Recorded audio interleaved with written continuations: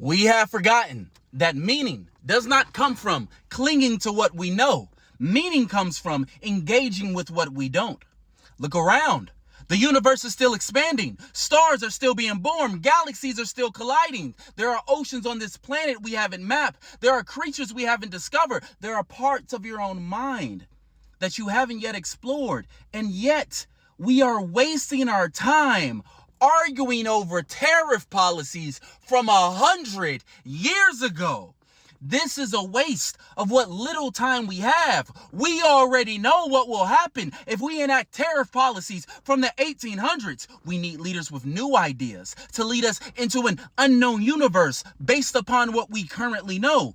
The unknown is not a threat. It is our calling. And to those who fall in love with the known, those who worship routine, dogma, and domination, they will lose the very reason they were born.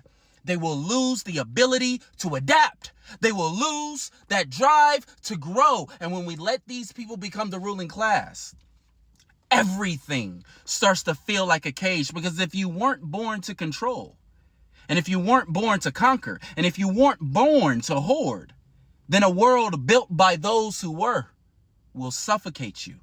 Not because they're stronger, but because they've forgotten the known, but because they've forgotten the unknown. And you have it. This is your power.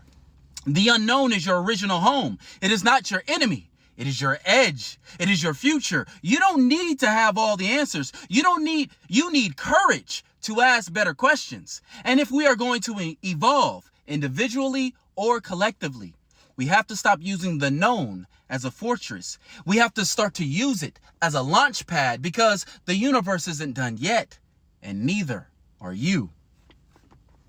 God didn't die. Christianity did. Or at least the version of Christianity that thought it could trap infinity in a book, bind the mystery to a creed, and dress the unknowable in robes and ritual. That version, that is not just outdated, it's broken.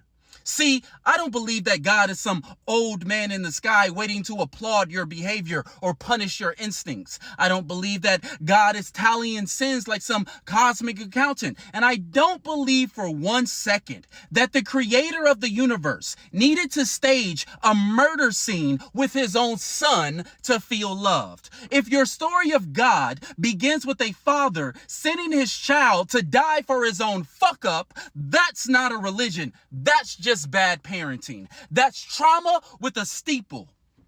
The critique of Christianity's foundational beliefs isn't coming out of nowhere.